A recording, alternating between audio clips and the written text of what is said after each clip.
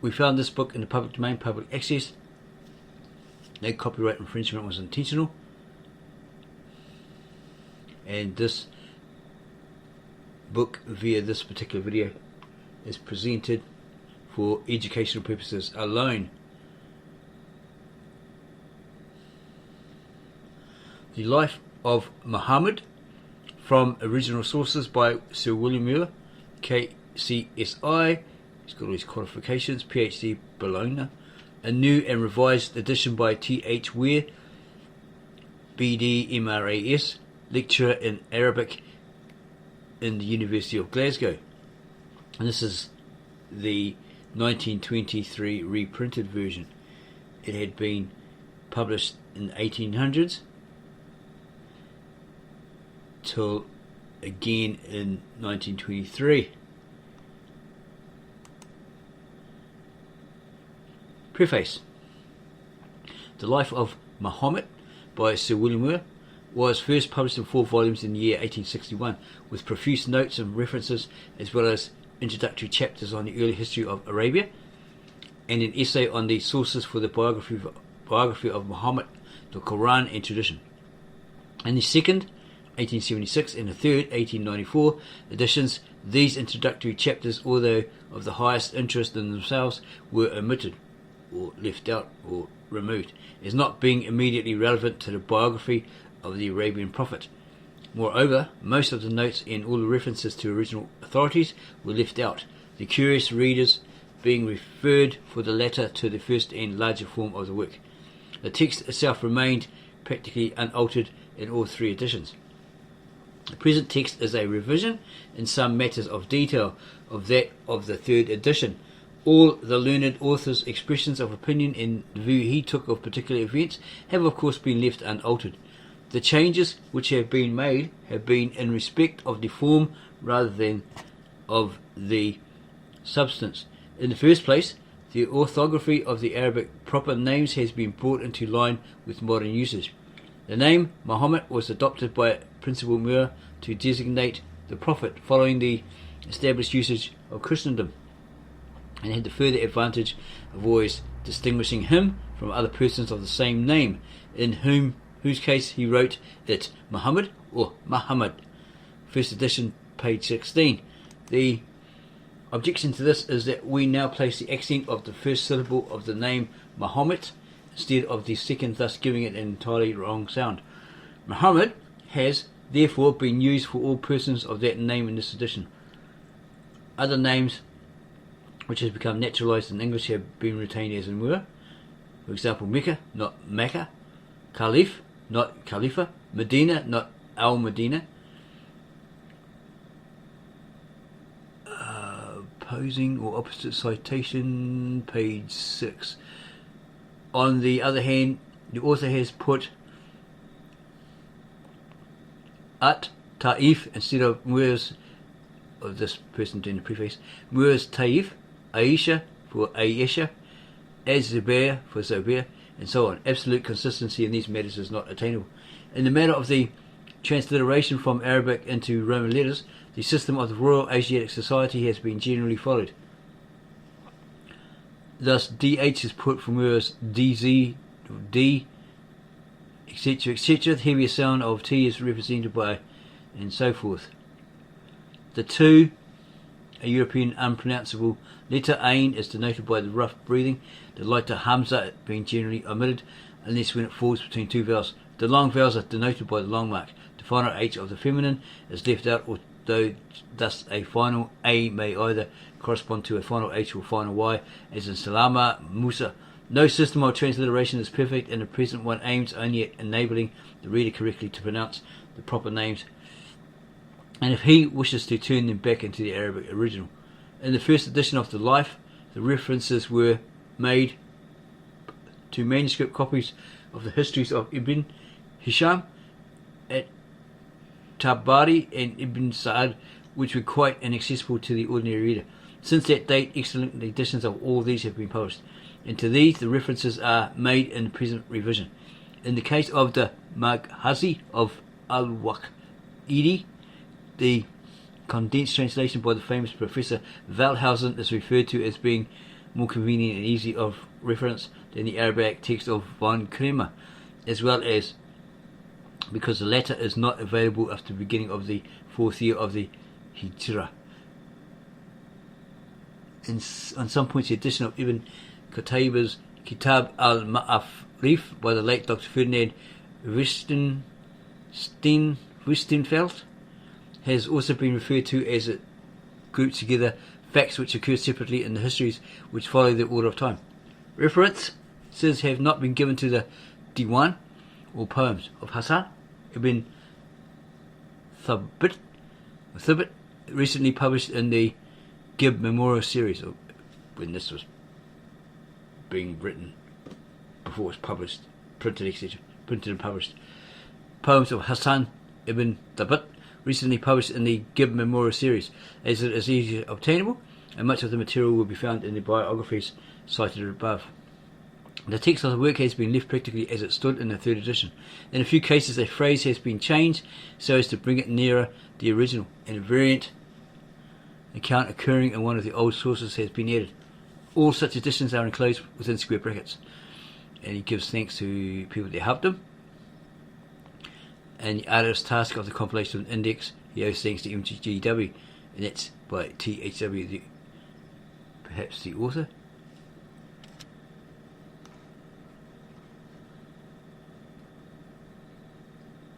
No, it's somebody else. The University Glasgow. Contents page. Part 1st or part 1.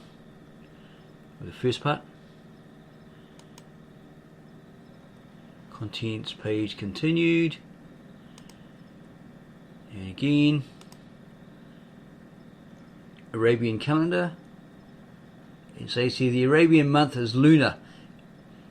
So it's all based around the sun, right? And the year was originally corrected by the intercalation of a month every 3rd year. The reckoning was thus lunisolar until at the farewell pilgrimage, Muhammad, by abolishing intercalation, made the Muslim or Hijrah year a purely lunar one. So it went from lunisolar to lunar. The table gives the months as they stood at the time of Muhammad's flight to Medina, and they were so maintained by intercalation, with little variation till the farewell pilgrimage. After that, the year is of course shorter by about 11 days than the solar year. The calculation is according to MC de Percival. Footnote there. For the results of more recent investigations, compare S.D. Margolioth Muhammad and the Rise of Islam. Paragraph 19 and 20. So the paragraph or paraphrase. Okay, there's the Arabian months on the left, and then the corresponding months to those months. List of illustrations, maps and plans in text.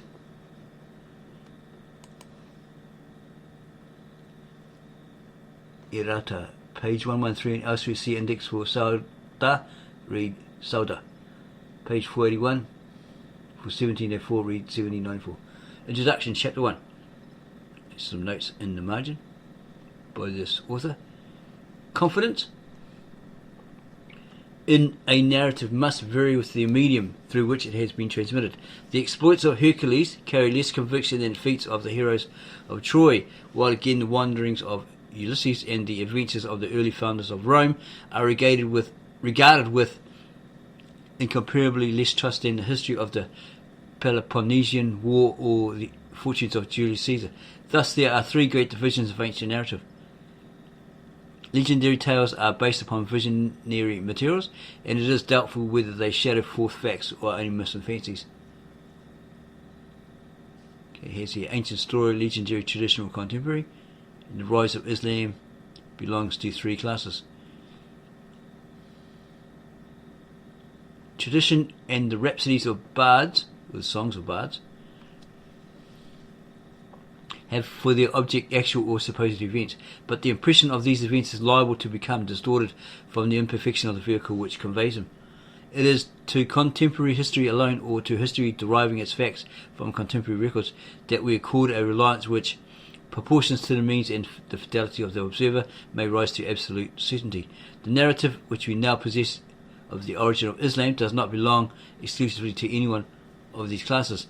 It is legendary, for it contains multitudes of pure myths, such as the light of Muhammad and the cleansing of his heart. It is traditional, since the main material of the story was handed down by oral recitation, not generally recorded until Islam had attained to a full growth. But it possesses also some of the element of history, because there are certain contemporary records of undoubted authenticity to which we can refer. Moreover, Muslim tradition is of a peculiar and systematic character, bearing in some respect an authority superior to that of common tradition. From such imperfect and incoherent materials, it might be supposed difficult, if not impossible, to frame a uniform and consistent biography of the Arabian prophet, the various points of which shall be supported by sufficient evidence or probability.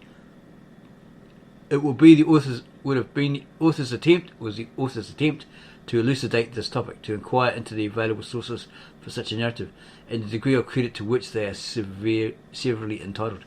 We have two main sources from which to draw materials for the life of Muhammad and rise of Islam: the Qur'an and tradition. Two minor classes may be added, namely contemporary documents and Arab poetry, but these have been for the most part transmitted also by tradition and may with propriety be treated as coming under the same head. What dependence then can be placed on these sources? What is the individual merit as furnishing historical evidence, and what their comparative value in relation to each other? The solution of these questions will form the subject of this essay. The Qur'an consists exclusively of the revelations or commands which Muhammad professed from time to time to receive through Gabriel as a message direct from God, and which under alleged divine direction he delivered to those about him. There's a footnote indication there. According to the Orthodox doctrine, every syllable of the Qur'an is of divine origin, eternal and uncreate as the deity himself. Some of the earliest rhapsodies, indeed, as the 91st, 100th, 102nd and 103rd surahs or chapters, do not seem to have been intended as revelation at all. But when Muhammad's die was cast of assuming the Most High as the immediate speaker, then these earlier surahs also came to be regarded as emanating directly from the deity. Hence, Mohammedans rigidly include every word of the Qur'an as at whatever stage delivered in the category of thus saith the Lord. And it is one of the arguments against our scriptures that they are not exclusively oracles professing to proceed directly from the mouth of God.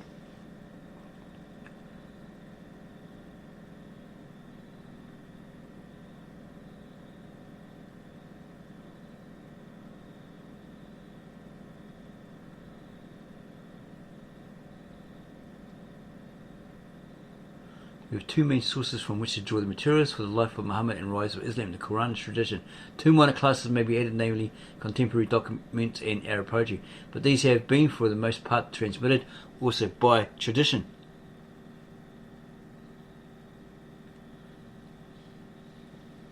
And may with propriety be treated as coming under the same head. What dependence then can be placed on these sources? What is their individual merit as furnished historical evidence, and what their comparative value in relation to each other? The solution of these questions will form the subject of this essay. The Qur'an consists exclusively of the revelations or commands which Muhammad professed from time to time and received through Gabriel as a message direct from God, and which under alleged divine direction he delivered to those about him. At the moment of inspiration or shortly after each passage was recited by Muhammad before the friends or followers who happened to be present, and was generally committed to writing by some one amongst them, at the time or afterwards, upon palm leaves, leather, stones, or such other raw, rude material as conveniently came to hand, was available. Footnote indication here. The Prophet himself neither read nor wrote, supposed he was illiterate. His being an Ummi message, his being an Ummi, unlearned, is held to enhance the marvel of his revelation. At Medina, he had many Arabic amanuenses, some of them occasionally as Ali and Othman. Others official as Zayd ibn Thabit, who also learned Hebrew for the purpose. In al-Waqid's collection of dispatches, the writers are named and they amount to 14. Some say there were 24 followers, whom Muhammad used as scribes, others as many as 42. In his early Meccan life, he could not have had these facilities, but even the Khadija, Waraka, Ali, or Abu Bakr, who could all read, might have recorded his revelations. At Medina, Ubay ibn Ka'ab is mentioned as one who used to do so. Another, Abdullah ibn Abi Sa'd, was accepted from the Meccan amnesty because he had falsified revelations dictated by the Prophet before the flight. It is also evident that the revelations were recorded because they are called in the Qur'an itself Kitab, for example, what is written, or scriptures. The name Qur'an signifies simply recitation and does not necessarily imply a written original. These divine messages continued throughout the 3 and 20 years of his prophetical life, so that the last portion did not appear till near the time of his death. The canon was then closed, but the contents during the Prophet's lifetime were never as a whole systematically arranged or even collected together. We have no certain knowledge how the originals were preserved. That there did not exist any special depository for them is evident from the mode in which, after Muhammad's death, the various fragments had to be sought for. Much of the Qur'an possessed only a temporary interest, arising out of circumstances which soon ceased to be important, and it is doubtful whether the Prophet intended such passages to be used for public or private worship, or even maintained in currency at all. Such portions it is little likely he would take any pain to preserve. Whether he retained under his own eye and custody the more important parts, we have no indication.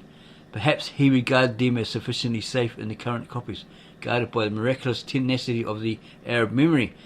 The later and the more important revelations were probably left with the scribes who recorded them, or laid up in the habitation of some one of the Prophet's wives. Footnote indication. If the originals were retained by Muhammad himself, they must needs have been in the custody of one of his wives, since at Medina the Prophet had no special house of his own, but dwelt by turns in the abode of each of his wives. Omar committed his exemplar, as we shall see, to the keeping of his daughter Hafsa, one of the widows of Muhammad, and this may have been done in imitation of the Prophet's own practice. The statement made by Sale that fragmentary revelations were cast promiscuously into a chest is not borne out by any good authority that the author has met with. Always come across.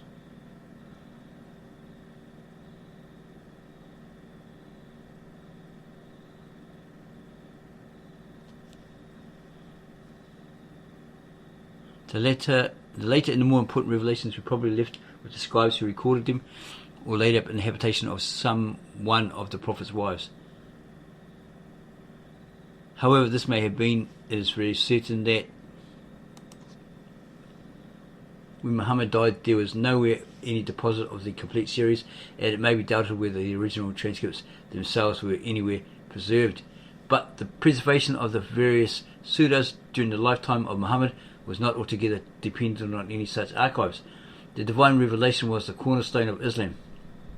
The recital of a passage from it formed an essential part of daily prayer, public and private, and its perusal and repetition were enforced as a duty and privilege fraught with religious merit or reward. Such is the universal voice of early tradition, and may be gathered also from the revelation itself. The Qur'an was accordingly committed to memory more or less by every adherent of Islam, and the extent to which it could be recited was one of the chief distinctions in the early Muslim empire. Footnote indication. Thus, among a heap of warrior martyrs who had been the most versed in the Qur'an was honoured with the first burial. The person who in any company could most faithfully repeat the Qur'an was of right entitled to be the Imam, or conductor of the public prayers, a post ordinarily implying also military command, and to pecuniary rewards. Thus, after the usual distribution of the spoils taken on the field of Al-Qadisiyah, Qadisiyah, AH 14.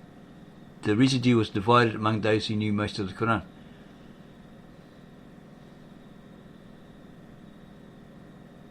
The custom of Arabia favoured the task passionately found of poetry, but without the ready means for committing to writing the effusions of the bards, or those who sung psalms or songs.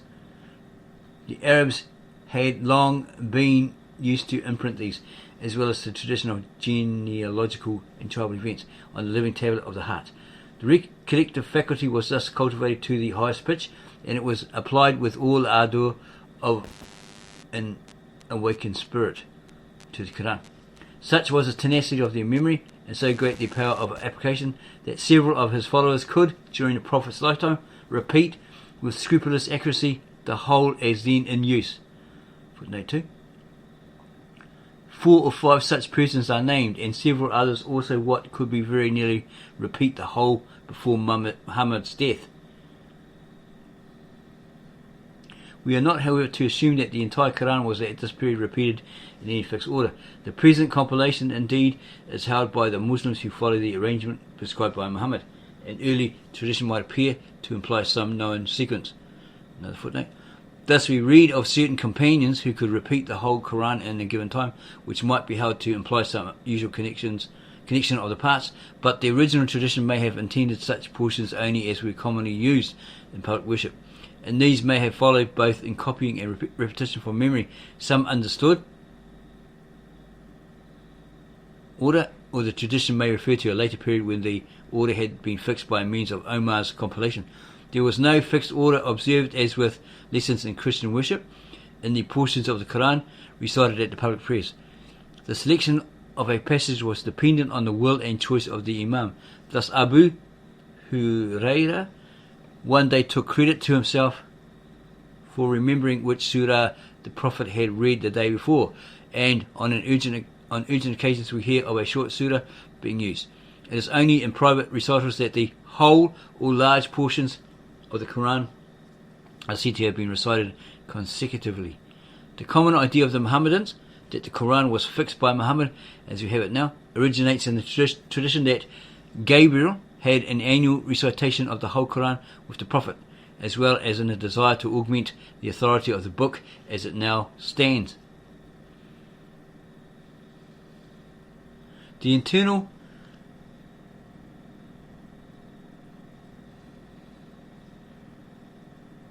sequence at any rate of the contents of the several surahs cannot in most cases have been that intended by the Prophet.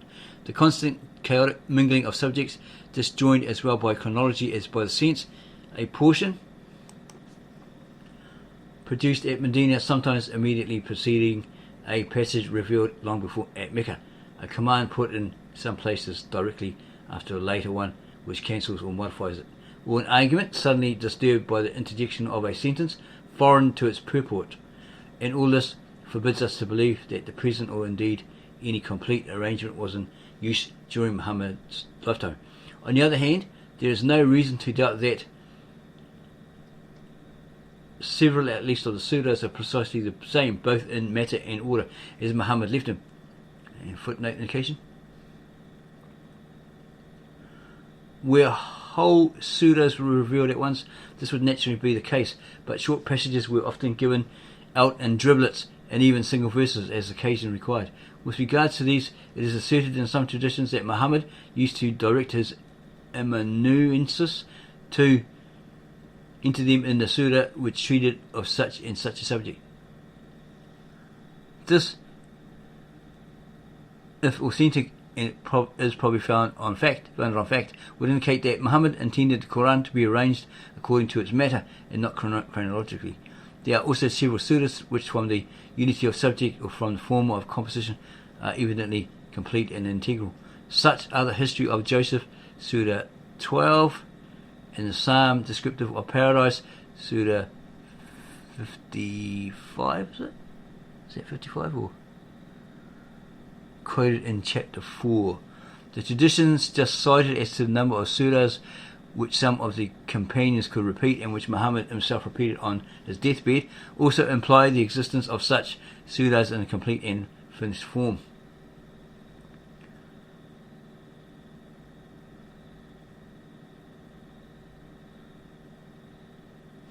going to go back here to have a look at that footnote, which we may have missed.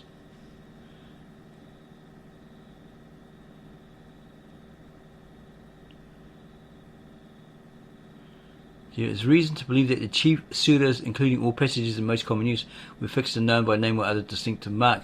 Some are spoken of, etc., etc.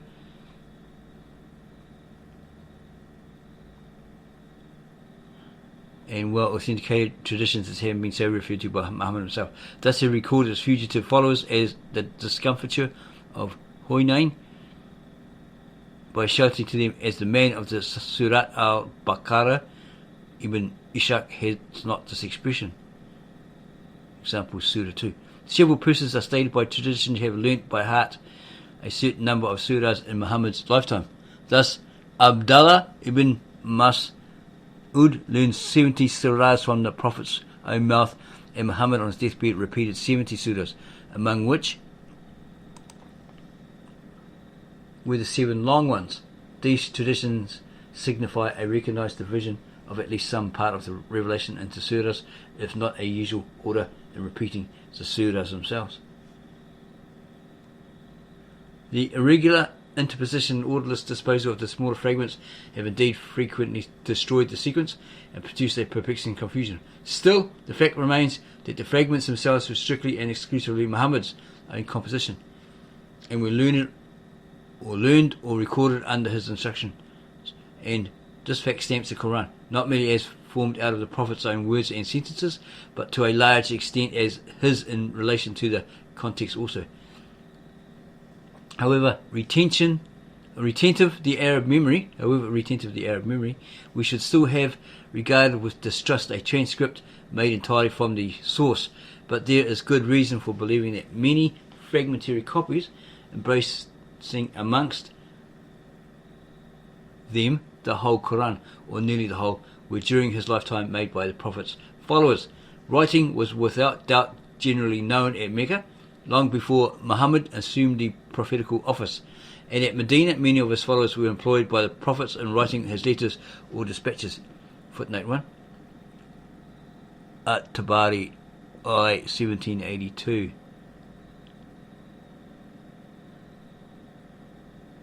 Though himself delighting in the title of the illiterate prophet, and abstaining whether from inability or design from the use of penmanship, he by no means looked with a jealous eye upon the art. The poorer captives taken at Bida were offered their release on condition that they taught a certain number of Medina citizens to write.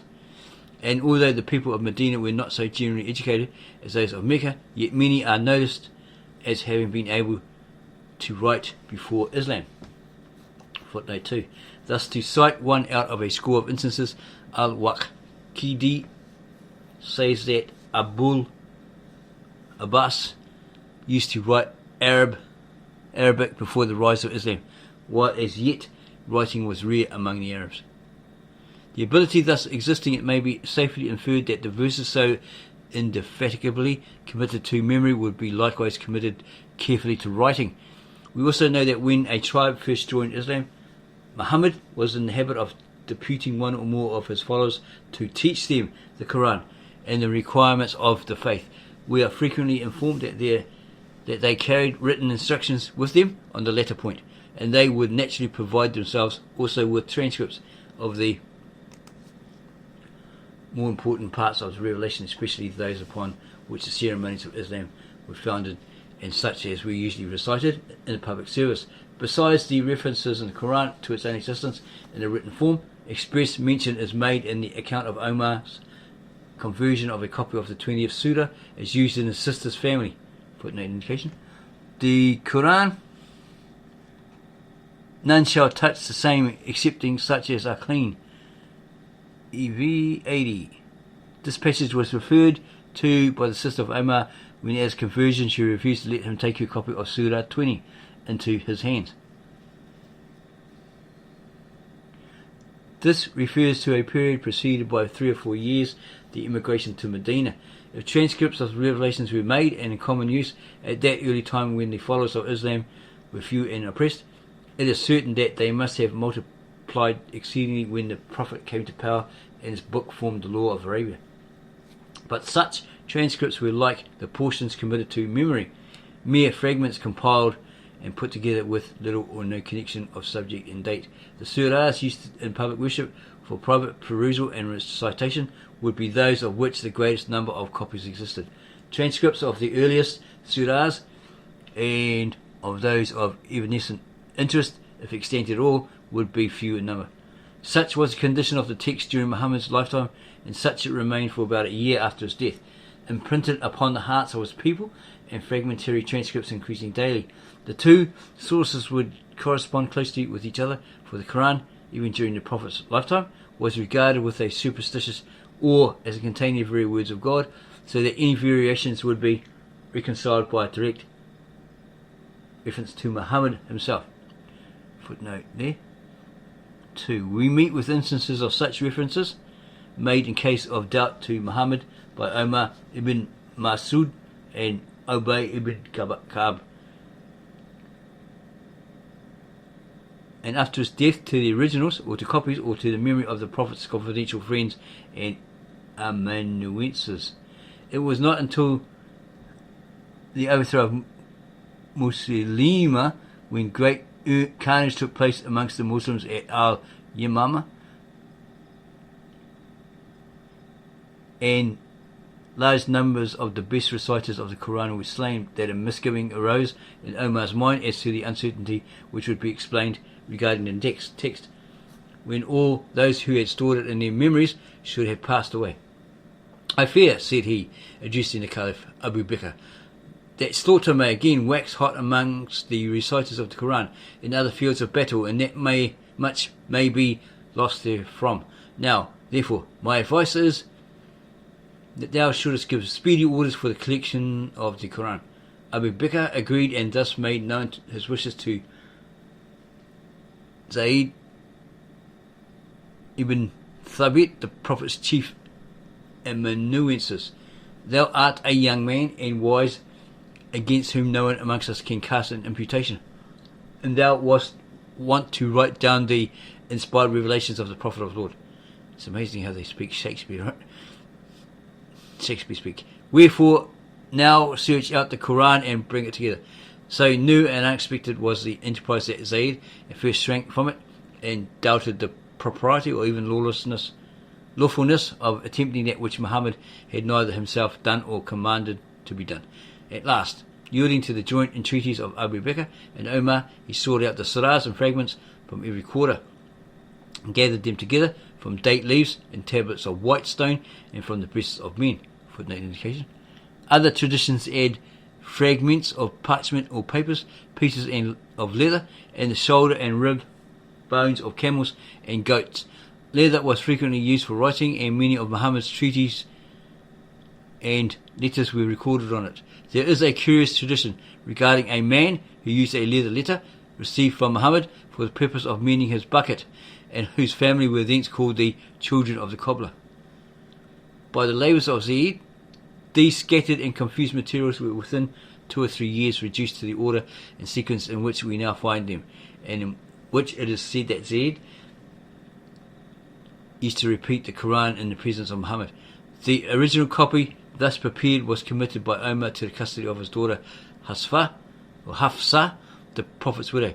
The compilation of Zayd, as embodied in his exemplar, continued during Omar's caliphate to be the standard and authoritative text, but variety of expression either prevailed in the previous transcripts and modes of recitation, or soon crept into the copies which were made from Zayd's edition. The Muslim world was scandalized.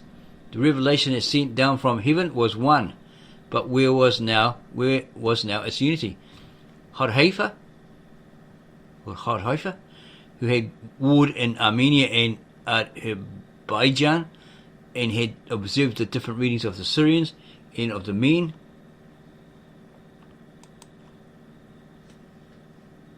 of Al-Iraq, was alarmed at the number and extent of the variation, and warned Othman to interpose and stop the people before they should differ regarding the scripture, as did the Jews and Christians. The Caliph was convinced, and to remedy the evil had recourse against Zayd, with whom he associated a syndicate of 3 of Quraysh. The original copy of the first edition was obtained from Hafsa's depository. The various readings were sought for throughout the empire, and a careful recension of the whole set on foot. In case of difference between Zayd and his coadjutors, the voice of the latter is conclusive of the Qurayshite idiom was to be followed, and the collation thus assimilated exclusively to the Meccan dialect. Footnote indication. It is one of the maxims of the Muslim world, supported perhaps by Surah 11.2, that the Qur'an is incorruptible, and that it is preserved from error and variety of reading by the miraculous interposition of God Himself. In order, therefore, to escape the inconsistency of a revision, it is held that the Qur'an, as to external form, was revealed in 7 dialects of the Arabic tongue, so that no change was made in the integrity of the text.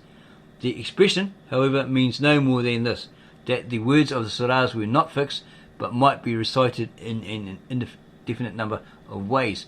Compare Neoldickes Geschichte des Qur'ans, edition by F. Schwally, page 47 WF.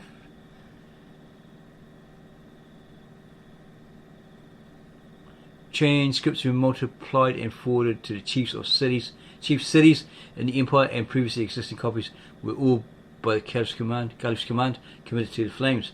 They were burnt, destroyed. The original was returned again to Hafsa's custody. The recension of Uthman has been handed down to us unaltered. So carefully, indeed, has it been preserved that there are no variations of importance. We might almost say no variations at all, to be found in the innumerable copies scattered throughout the vast bounds of the Empire of Islam. Contending and embittered factions taking their rise in the murder of Uthman himself within a quarter of a century from the death of Muhammad have ever since rent the Mohammedan world. Yet but one Qur'an has been current amongst them, and the consentaneous use by all of the same scripture in every age to the present day is an irrefragable proof that we have now before us the very text prepared by command of the unfortunate Caliph. Footnote 2. The Muslims would have us believe that some of the self-same copies penned by Uthman or by his order are still in existence. The copy which the Caliph held in his hand when he was murdered is said to have been preserved in the village of Antatus on the coast of Syria. Others hold that leaves of it were treasured up in the mosque of Cordova, and Idrisi describes the ceremonies with which they were treated. They were finally transferred to Fez or Talmisan ibn Battuta when in the 14th century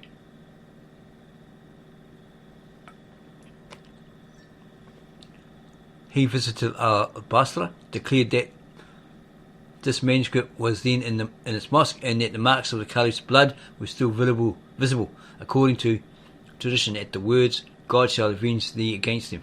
Surah 2:138. Other of Uthman's originals are said to be preserved in Egypt, Morocco and Damascus, as well as at Mecca and Medina. The Medina copy has a note at the end relating that it was compiled by the injunctions of Uthman, and the compilers' names are also given. But it appears very unlikely that any of Uthman's copies can have escaped the innumerable changes of dynasty and party to which every part of the Muslim world has been subjected.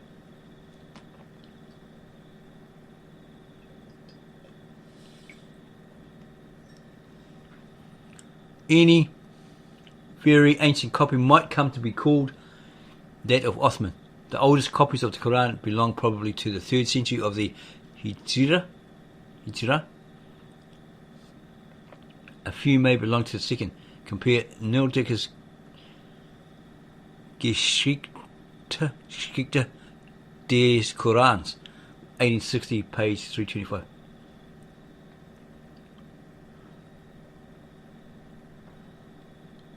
Assuming then that we possess unchanged the text of Uthman's recension, it remains to inquire whether that text was an honest reproduction of Zayd's, with the simple reconcilement of unimportant variations. There is the fullest ground for believing that it was so. No early or trustworthy tradition throws suspicion upon Othman of tampering with the Qur'an in order to support his own claims. The Shia, indeed, of later times pretend that Othman left out certain surahs or passages which favoured Ali, but this is incredible. When Othman's edition was prepared, no open breach had taken place between the Umayyads and the Alids. The unity of Islam was still unthreatened. Ali's pretensions were as yet undeveloped. No sufficient object can, therefore, be assigned for the perpetration by Othman of an offence which Muslims would have regarded as well as the blackest dye.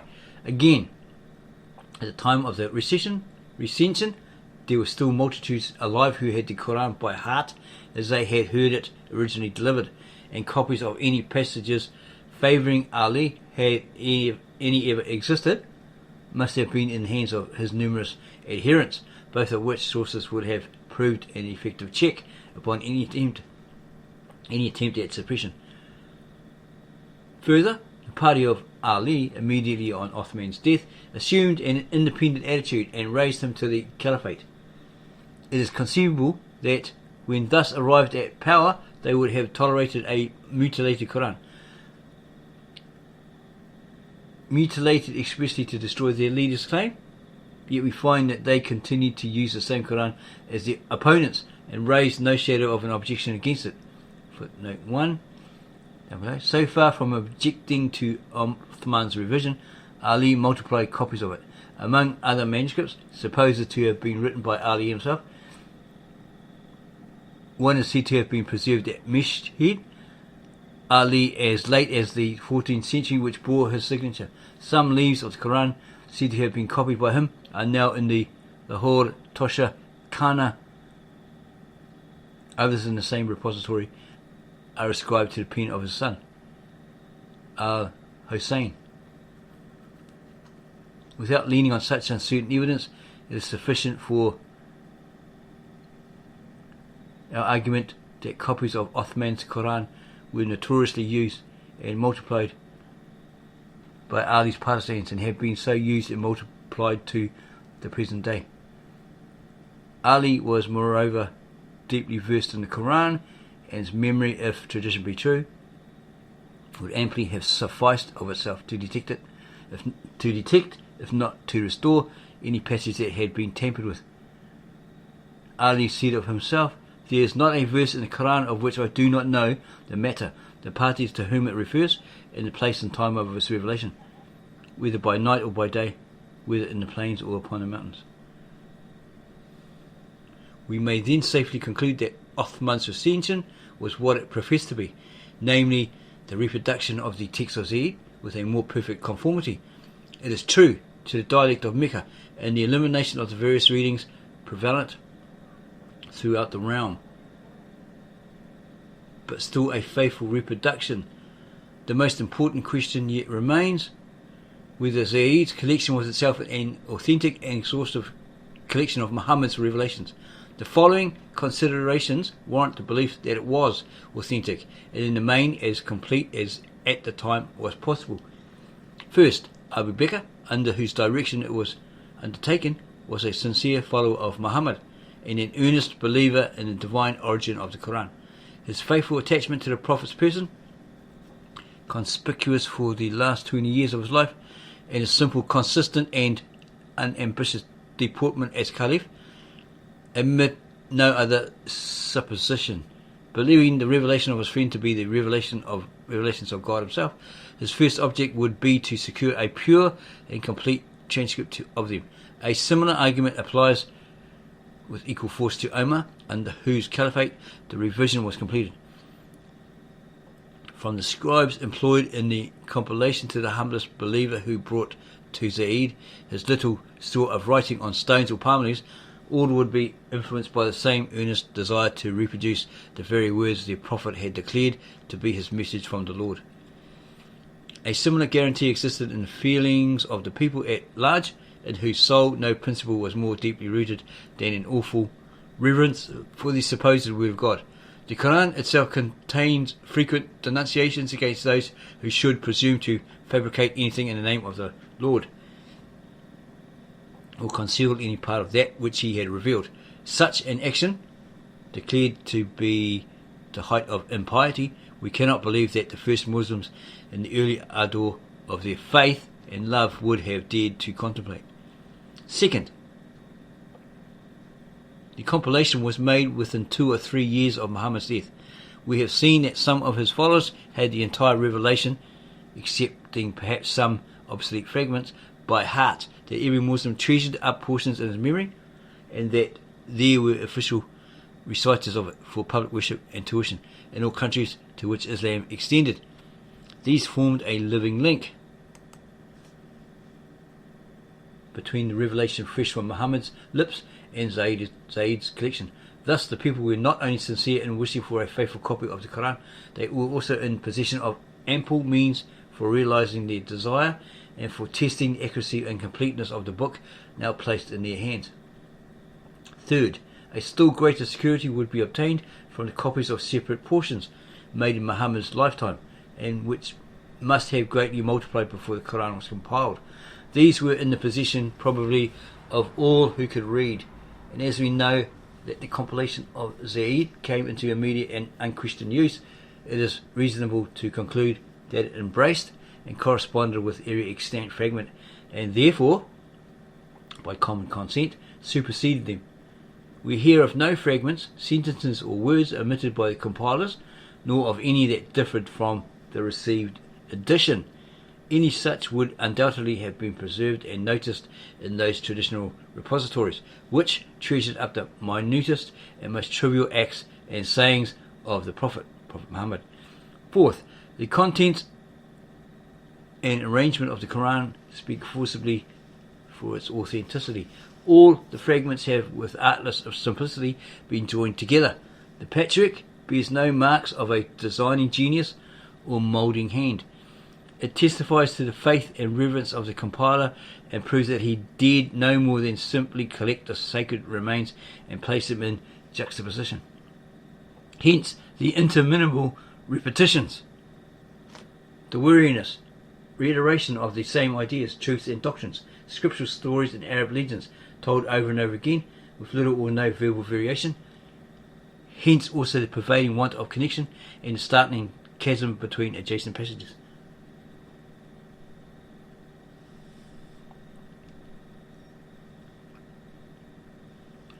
Even the frailties of the Prophet, as noticed by the deity, have with evident faithfulness been entered in the Qur'an. Not less undisguised are the many passages contradicted or abrogated by later revelations. Footnote 1 down below. Though the convenient doctrine of abrogation is acknowledged in the Qur'an, yet the Muslim doctors endeavour as far as possible to explain it away. Still, they are obliged to allow that the Qur'an contains no fewer than 225 verses cancelled by later ones. Thus the editor plainly contented himself with compiling and copying in a continuous form, but with scrupulous accuracy, the fragmentary materials within his reach. He neither ventured to select from repeated versions of the same incident or to reconcile differences, or by the alteration of a letter to connect abrupt transitions of context, or by tampering with the text to soften discreditable appearances. In fine, we possess every internal guarantee of confidence. But it may be objected, if the text Zayd was pure and universally received, how came it to be so soon deteriorated as to require, in consequence of its variations and extensive recension? Tradition does not afford sufficient light to determine the cause of these discrepancies.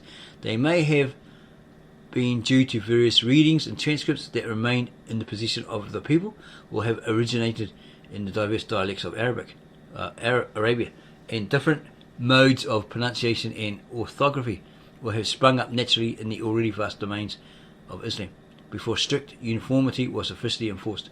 It is sufficient for us to know that in Othman's revision, recourse was had to the original exemplar of the first compilation, and that there is otherwise every security, internal and external, that we possess the text which Muhammad himself gave forth and used. While, however, it is maintained that we now have the Qur'an as it was left by Muhammad, there is no ground for asserting that passages, once put forth as inspired, may not at some subsequent period have been changed or withdrawn by the Prophet himself. On the contrary, repeated examples of withdrawal are noticed in tradition, and alterations, although no express instances are given, seem to be clearly implied. The Qur'an itself recognizes the withdrawal of certain passages after they had been promulgated as a part of the revelation. Whatever verses we cancel or cause thee to forget, we give thee better in their stead. Replace them with better. Or the like thereof. Surah 2:100. Any passages which Muhammad, finding to be inconvenient or otherwise inexpedient for publication, withdrew before coming into circulation, will, of course, not be found in our present Qur'an, nor would an altered passage remain but in its altered form. But this does not in any measure affect the value of the Qur'an as an exponent of Muhammad's opinions, or at least of the opinions he finally professed to hold, since what we now have, though possibly corrected and modified by himself, is still his own. It is moreover not impossible that verses which had been allowed to fall into abeyance and become obsolete, or the suppression of which Muhammad himself desired, may have been sought out by the blind zeal of his followers, and with pious veneration for everything believed to be the word of God, entered in Zayd's collection. On the other hand, many early passages of ephemeral interest may, without design on the part of Muhammad, have disappeared in the lapse of time, and, no trace being left, must necessarily have been omitted or left out from the compilation, or removed even. The conclusion, which we may now with confidence draw, is that the editions of Zayd and Othman were not only faithful, but both of them, so far as the materials went, complete. And that whatever omissions there may have been were not on the part of the compilers intentional. The real drawback is the inestimable value of the Qur'an as a contemporary and authentic record of Muhammad's character and actions, is the want of arrangement and connection which pervades it, so that in inquiring into the meaning and force of a passage, no certain dependence can be placed upon adjacent sentences as the true context. But bating this serious defect, we may, upon the strongest presumption, affirm that every verse in the Qur'an is the genuine and unaltered composition of Muhammad himself, and conclude with at least a close approximation to the verdict of Van Hammer, that we hold the Qur'an to be as surely Muhammad's word as the Mohammedans hold it to be the word of God. The importance of this deduction can hardly be overestimated. The Qur'an becomes the groundwork and the test of all inquiries into the origin of Islam and the character of its founder. Here we have a storehouse of Muhammad's own words, recorded during his life, extending over the whole course of his public career, and illustrating his religious views, his public acts, and his domestic character. By this standard of his own making, we may safely judge his life and actions, for it must represent either what he actually thought or what he affected to think. So you hold him to it, right? If it's originally his wording, if there's something that's horrendous or terrible or something like that, it's startling, yeah, you hold him to it. Okay? It's not so much the people that you got to hold it to, because they're just following what he said, right? Reciting what he said, or reading what he said and repeating it, whatever. Okay? But if they put it into action, and it's a horrible act or something like that, well, yeah, they're responsible, aren't they? Okay? They have to stop to think, well, that's horrible, that's horrendous, we can't do that, But because they say, oh, Muhammad said this, we're going to take him at his word, right? Okay? Yeah, so by this standard of his own making, we may safely judge his life and actions, for it must represent either what he actually thought or what he affected to think. And so true a mirror is a Qur'an of Muhammad's character, that the same becomes proverbial among the early Muslims. His character is the Qur'an. Tell me, was the curious inquiry often put to Aisha as well, to Muhammad's other widows? Tell me something about them, about the Prophet's disposition. Thou hast the Qur'an, replied Aisha. Art thou not an Arab, and readest the Arabic tongue? Yea, verily.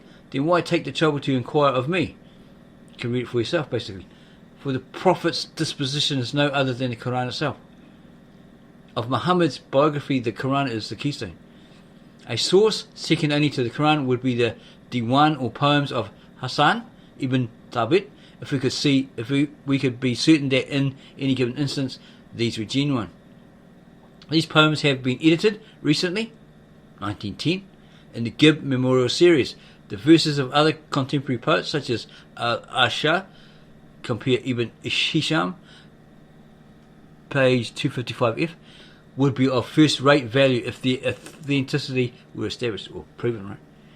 Having gained this firm position, we proceed to inquire into the credibility and authority of the other sources of early Mohammedan history through tradition. This must necessarily form the chief material for the biography of the Prophet Muhammad. It may be possible to establish from the Qur'an the outlines on some of the details of his life, but tradition alone enables us to determine their relative position and to weave them into the tissue of intermediate affairs. Mohammedan tradition consists of the saying of the friends and followers of the Prophet, handed down by an alleged chain of narrators to the period when they were collected, recorded and classified. The process of transmission was for the most part oral. It's all verbal, right? Repeated over and over and over again. And you had to have it right. It may be sketched as follows. After the death of Muhammad, the main employment of his followers was arms. The pursuit of pleasure and the formal round of religious observances filled up the intervals of active life, but afforded scanty exercise for the higher faculties of the mind. The tedium of long and irksome marches and the lazy period from one campaign to another fell listlessly upon a simple and semi-barbarous race. These intervals were occupied, and that tedium beguiled, chiefly by calling up the past in familiar conversation or more formal discourse. On what topic? Then would the early Muslims more enthusiastically descant than on the acts and sayings of that wonderful man who had called them into existence as a conquering nation and had placed in their hands the keys both of this world and of paradise. Thus the converse of Muhammad's followers would be much about him, with conversations. The majesty of his character gained greatness by contemplation, them pondering it, thinking about it, repeating it, going over it, talking about it with each other. And as time gradually removed him farther from them, the lineaments of the mysterious mortal who was wont to hold familiar intercourse with the messengers of heaven rose into dimmer but more gigantic proportions. The mind was unconsciously led on to think of him as endowed with supernatural power and surrounded by supernatural agency. Here was the material out of which tradition grew luxuriantly. When there was at hand no standard of fact whereby these recitals might be tested, the memory was aided by the unchecked efforts of the imagination, and as days rolled on, imagination gained the ascendancy. Such is the influence which the lapse of time would naturally have upon the minds and narratives of the Companions of Mohammad, more especially of those who, being young when he died, lived long into the next generation, and then another race sprang up who had never seen the Prophet, who looked up to his contemporaries with a superstitious reverence, and listened to their stories of him as to the tidings of a messenger from the other world. Is it possible, father of Abdullah, that thou hast been with Muhammad? Was the question addressed by a pious Muslim to Hudhaifa in the mosque of Al-Kufa. Didst thou really see the Prophet, and wert thou on terms of familiar intercourse with him? Son of my uncle, it is indeed as thou sayest. And how wert thou want to be behaved towards the Prophet? Verily, we used to labour hard to please him. Well, by the Lord, exclaimed the ardent listener, if I had been but alive in this time, I would not have allowed him to put his blessed foot upon the earth, but would have borne him on my shoulders, or carried him around, wheresoever he listed, where we wanted to go. On another occasion, the youthful Ubaidah listened to a companion who was reciting before an assembly how the Prophet's head was shaved at the pilgrimage, and the hair distributed among his followers. The young man's eyes glistened as the speaker proceeded, and he interrupted him with the impatient exclamation, "Would that I had even a single one of those blessed hairs! Wow! I would cherish it forever and prize it beyond all the gold and silver in the world." Such were the natural feelings of fond devotion with which the Prophet came to be regarded by the generation which followed the Companions. As the tale of the Companions was thus taken up by their followers, distance began to invest it with an increasing charm, while a living faith and warm imagination were fast degenerating into superstitious credulity. This new generation is termed, in the language of the patristic law of Arabia, successors. Here and there a companion survived till near the end of the 1st century, but for all practical purposes they had passed from the stage long before it closes. Their first successors, who were in some measure also their contemporaries, flourished in the latter half of the same century, and some of the older may have survived for a time even in the second. Footnote indication down the bottom here. Companions, termed ashab, their followers or successors, tabi'un. For practical purposes, the age of companions may be limited to the first half or 3/4 of the 7th century AD. Thus, supposing a companion to have reached his 63rd year in AD 674, he would have been only 20 years of age at the Prophet's death, and but 10 years of age at the time of the flight. A margin of 10 or 12 additional years may be left for cases of greater age and unusual memory. Can we go back there? Because we might have skipped something. Meanwhile, a new cause was at work, which gave to the tales of Muhammad's companions a fresh and adventitious importance. The Arabs, a simple and unsophisticated race, found in the Qur'an ample provisions for the regulation of their affairs, religious, social and political, but the aspect of Islam soon underwent a mighty change. Scarcely was the Prophet buried when his followers issued forth from their barren peninsula, resolved to impose the faith of Islam upon all the nations of the earth. Within a century they had, at first step, conquered every land that intervenes from the banks of the Oxus to the farthest shores of northern Africa, and enrolled the great majority of their peoples under the standard of the Qur'an. This vast empire differed widely from the Arabia of Muhammad's time, and that which sufficed for the patriarchal simplicity of the early Arabs was found altogether inadequate for the multiplying wants of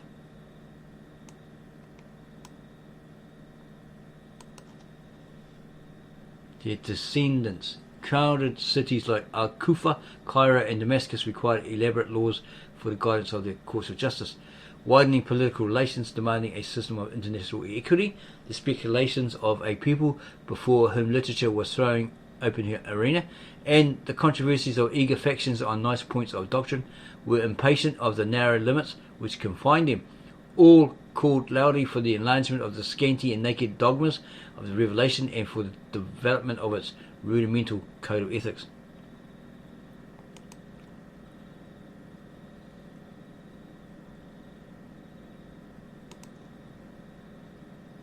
And yet, by the first principles of Islam, the standard of theology, politics and law was the Qur'an alone. By the divine revelation, Muhammad himself ruled. To it, in his teaching, he always referred. From the same infallible source, he professed to derive his opinions, and upon it to ground his decisions. If he, the messenger of the Lord and the founder of the faith, was thus bound by the heavenly revelation, how much more the caliphs, his uninspired successors. But new and unforeseen circumstances were continually arising, for which the Qur'an had made no provision. It no longer sufficed for the needs of society. How then was the deficiency to be supplied? The difficulty was resolved by adopting the custom sunnah of Muhammad, that is, his sayings and his practice as supplementary of the Qur'an. The recitals regarding the life of the Prophet now acquired an unlooked for value.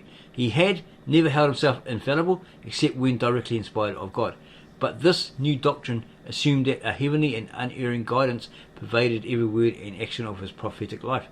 Tradition was thus invested with the force of law and with something of the authority of inspiration. It was in great measure, owing to the rise of this theory, that during the 1st century the cumbrous recitals of tradition so far outstrip the dimensions of reality.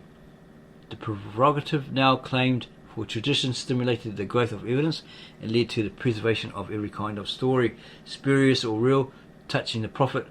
Before the close of the century, it had imparted an incredible impulse to the search for traditions, and had in fact given birth to the new profession of collectors. Men devoted their lives to the business. They travelled from city to city and from tribe to tribe over the whole Mohammedan world, sought out by personal inquiry every vestige of Muhammad's biography, yet lingering among their companions, their successors, or their descendants, and committed to writing the tales and reminiscences with which these were wont to edify their wonderings and admiring auditors. They also established in every leading city schools of tradition in which they held lectures and recited their collections with the string of authorities on which they rested. Each circle of pupils took notes from their master's oral delivery, and thus the compilations of the most popular collectors were preserved and spread abroad. The author has put here, he needed here only allude to another body of so-called tradition, namely the legendary tales of the strolling minstrel or storyteller. This personage had always been popular in the East, and in the early days of Islam had special opportunities for the exercise of his vocation. As he travelled from city to city and village to village, crowds gathered around and hung upon his lips while he recited in glowing terms some episode of the Prophet's life, his birth and childhood, the heavenly journey or the battle of Badr. Great latitude both in detail and colouring was allowed to these storytellers. What's that saying? They were allowed to exaggerate the story a bit, make it more palatable, colourful, exciting, whose object was at once to entertain and edify. Such tales no doubt formed the groundwork of the biographical legends so popular all over the Mohammedan world. They are still recited on special occasions, as the birth and childhood of Muhammad in the first 10 days of Rabi', and they form the staple of the modern biographies of the Prophet. It is needless to add that, being utterly uncritical, they are possessed as historical sources of no authority whatever. Footnote indication 1. See Springer, or issue 341, or in 341. Not too sure what that I is. And for examples of these legends as current as the present time, an article by myself, the author, in the Calcutta Review on Biographies of Muhammad for India, number 34, article 6. It was soon found that the work of collecting and circulating authoritative traditions too closely affected the public interest in the political aspect of the empire to be left entirely to private responsibility and individual zeal. About 100 years after Muhammad, the Caliph Omar II issued circular orders for the formal collection of all extant tradition. The task thus begun continued to be vigorously prosecuted or carried out, but we possess no authentic remains of any compilation of an earlier date than the middle or end of the 2nd century of the Hijra. Then indeed ample materials have been amassed, and they have been handed down to us both in the shape of biographies and of general collections, which bear upon every imaginable point of Muhammad's character and record the minutest incidents of his life. It thus appears that the traditions we now possess remain generally unrecorded for at least the greater part of a century.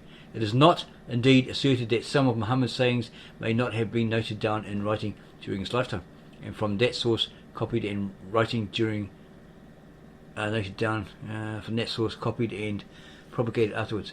But the evidence in favour of any such record is meagre, suspicious and contradictory, and few and uncertain as are the statements of this practice, there was a motive to invent them in the additional credit with which the traditions of a companion supposed to have committed them to writing would be invested.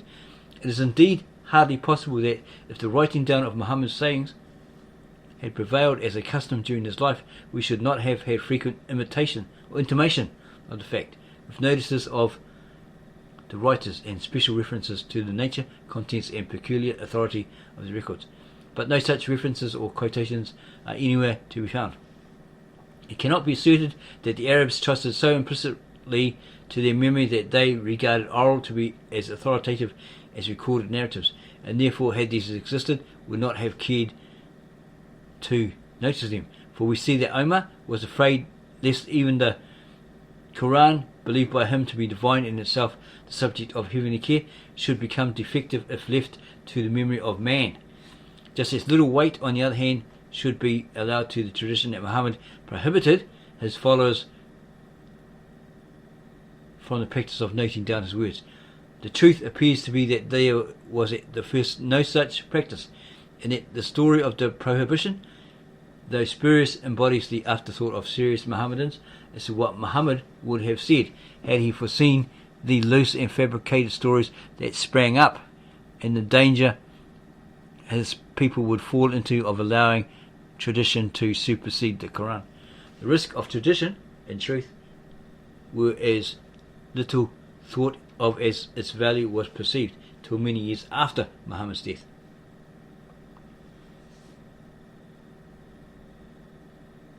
But even admitting all that has been advanced, it would prove no more than that some of the companions used to keep memoranda of the Prophet's sayings. Now, unless it were possible to connect any given traditions with such memoranda, the concession would be useless. But it is not, so far as the author knows, or knew, demonstrable of any single tradition or class of traditions now in existence, that they were copied from such memoranda or have been derived in any way from them. To prove, therefore, that some traditions were at first recorded would not help us to a knowledge of whether any of these still exist, or to discriminate between them and such as rest on a purely oral basis. The very most that could be urged from the premises is that our present collection may contain some traditions founded upon a recorded original and handed down in writing. The entire mass of extant tradition rests in this respect on the same uncertain ground, and the uncertainty of any one portion, apart from internal evidence of probability, attaches equally to the whole. In fine, it cannot, with the least show of likelihood, be confidently affirmed of any tradition that it was recorded till nearly the end of the first century of the Hijrah. We see then how entirely tradition, as now possessed, rests its authority on the memory of those who handed it down, and how dependent it must have been upon their convictions and their prejudices. For, in addition to the frailty of the faculty itself, rendering such evidence notoriously infirm, and to the errors and exaggerations which must distort a narrative transmitted orally through many witnesses, there exists in Mohammedan tradition abundant indications of actual fabrication, and there may everywhere be traced the indirect but not less powerful and dangerous influence of a latent bias, which insensibly gave colour and shape to the stories of their prophet, treasured up in the memories of believers. To form an adequate conception of the value and defects of tradition, the nature and extent of these influences must be thoroughly understood. And for the purpose, the reader should possess an outline of the political aspect of the empire of Islam, from the death of Muhammad to the period at which our written authorities commence.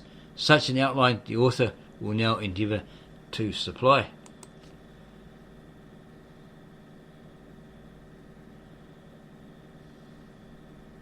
Muhammad survived for 10 years the era of his hijrah, or flight to Medina.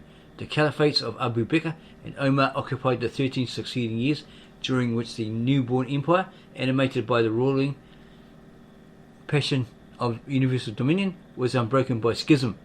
The distorting medium of faction had not yet interposed betwixt us and Muhammad. The chief tendency to be dreaded in tradition as transmitted through this period, or originating in it, is one which was then perhaps even stronger and more busy than in the approaching days of civil broil, namely the disposition to exalt the character of Muhammad and endow it with superhuman attributes. The weak and facilitating policy of Othman gave birth to the attack of the conspirators on Medina, which, ending in the murder of the aged prince, caused a fatal rent in the unity of the empire, and left it a prey to contending factions of new competitors for the caliphate. The immediate effect of this disunion was not unfavourable to the historical value of tradition, for although each party would be tempted to colour its recollections by their own factitious bias, they must still do so in the face of a hostile criticism. And while as yet there were alive on either side eyewitnesses of the Prophet's actions, both parties would be cautious in advancing what might be liable to dispute, and eager to denounce and expose all false statements of their opponents. Footnote 1 in the bottom. Othman, when Caliph, commanded, saying, "It is not permitted to anyone to relate a tradition as from the Prophet, which he hath not already heard in the time of Abu Bakr or Omar, and verily nothing hinders me from repeating traditions of the Prophet's sayings, although I be one of those endowed with the most retentive memory amongst all his companions, but that I have heard him say, whoever shall repeat of me that which I have not said, his resting place shall be in hell." This tradition, if well founded, gives pretty clear intimation that even before Uthman's murder, fabricated and traditions were propagated by opponents to shake his authority, and that the unfortunate Caliph endeavoured to check the practice by forbidding the currency of traditions not already known in the reign of his two predecessors.